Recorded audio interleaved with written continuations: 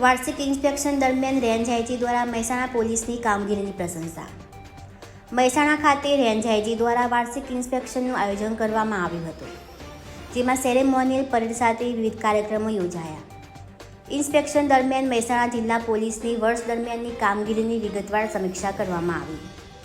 Range IGA Mehsana પોલીસે કાયદો અને વ્યવસ્થા જાળવવા સાથે ગુનાખોરી નિયંત્રણમાં દર્શાવેલી કામગીરીની પ્રશંસા કરી હતી. ખાસ કરીને સંવેદનશીલ કેસો ટ્રેસિંગ કામગીરી, ટેકનિકલ ઉપયોગ તથા પેટ્રોલિંગ સિસ્ટમ મજબૂત બનાવવા માટે પોલીસ દ્વારા કરાયેલા પ્રયાસને એમની સરાહના આપી હતી. કાર્યક્રમ દરમિયાન જિલ્લામાં વધતી ડ્રગ સંબંધિત પ્રવૃત્તિઓ મુદ્દે ગંભીર ચર્ચા કરવામાં આવી. રેન્જ આઈજીએ જણાવ્યું કે ડ્રગના કેસો સામે કડક નોંધ લઈને અસરકારક કાર્યવાહી જરૂરી છે.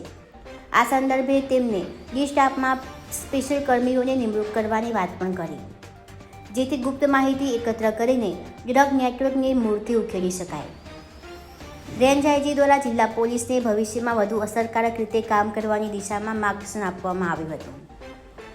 કાર્યક્રમનું સમાપન ઉત્તમ કામગીરી બદલ કેટલાક પોલીસ કર્મચારીઓને સન્માનિત કરીને કરવામાં આવ્યું. ઇન્ફેક્શન વખતે આવ્યા છો, શું નોટિસ કર્યું છે અને કેવું તમને ગૌરવ અનુભવી રહ્યા છો સર?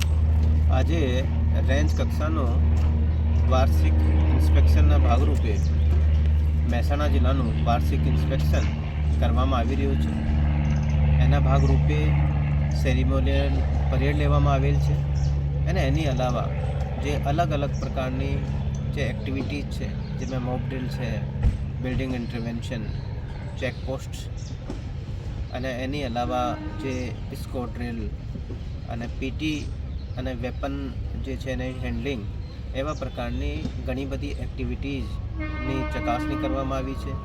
એની અલાવા ઘોડસવારીનું પણ પ્રદર્શન થયેલ છે અને પોલીસ દરબાર પણ લેવામાં આવેલ છે, જેમાં પોલીસની પણ કઈ રજૂઆતો હોય, કઈ સમસ્યા હોય તો એ પણ રેન્જના વડા તરીકે પૂછવામાં આવ્યો છે.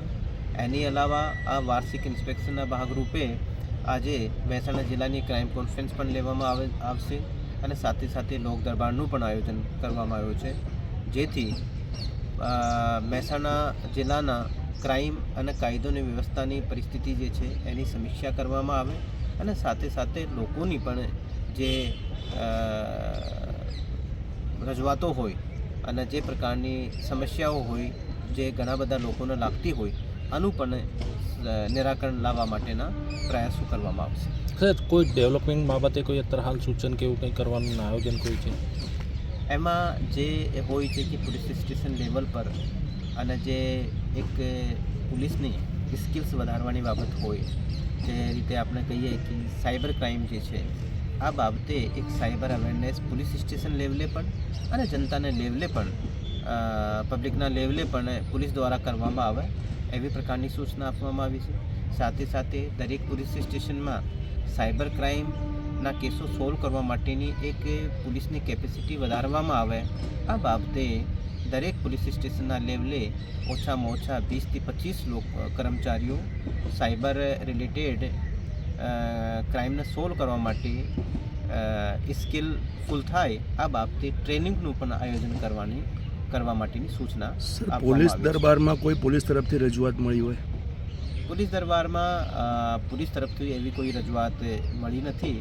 તેમ છતાં પણ તમામ પોલીસ કર્મચારીઓને પણ કહેવામાં આવ્યું છે કે કોઈ પણ પ્રકારની એડમિનિસ્ટ્રેટિવ કોઈ સમસ્યા હોય, જે પ્રમોશન રિલેટેડ હોય છે, અમુક વાર જાહેર પગાર હોય, ટીએડીએ, એ અમુક બાબતો જે હોય છે, આ બાબતમાં કોઈ પણ પ્રકારનું કે બાબત આવે તો એસપી શ્રીના ઓફિસમાં જઈને એસપી સાહેબને પણ મળે અને કોઈ પણ કારણની ત્યાંથી ના ઉકેલ આવતું હોય તો મારી કચેરી પણ આવવા માટે હું તમામને સૂચના કરી છે. સર, મહેસાણાનું વિસ્તૃતિકરણ થઈ રહ્યું છે, સામે પોલીસનો ફોર્સ પણ ઓછો છે, તો સી ડિવિઝન પોલીસ સ્ટેશનની તાતી જરૂરિયાત છે, તો એના બાબતે કંઈ સરકારમાં લેવલે કોઈ રજૂઆત હોય, અહીંથી કોઈ પ્રોસેસ હોય તો?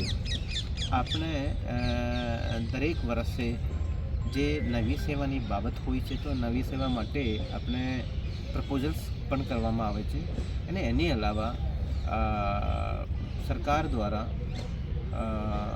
અમુક ભરતીઓ પણ આગલા વર્ષમાં સંપૂર્ણ રાજ્યના લેવલે કરવામાં આવી રહી છે આ બાબતની જે છે એકની થોડા દિવસોમાં જ જાહેરાત અને એ બધું થવાનું છે. તો મને લાગે છે કે આગલા વર્ષે અને એનાથી આગલા વર્ષે જે ટ્રેન્ડિંગ થયા પછી ઘણું બધું આપણને જે છે એકની મેનપાવર મળશે. એની અલાવા જે જિલ્લામાં અવેલેબલ મેનપાવર છે એનું કેવી રીતે જે છે એકની પ્રોપર ડિસ્ટ્રીબ્યુશન કરવામાં આવે કે કયા ભાગમાં ગુનાખોરી વધારે છે યા કયા ભાગમાં ટ્રાફિકની સમસ્યાઓ વધારે છે, તો એના ધ્યાનમાં રાખીને અને જે અવેલેબલ જે ફોર્સ છે એનું રીડિસ્ટ્રીબ્યુશન એસપીસી દ્વારા કરવામાં આવશે.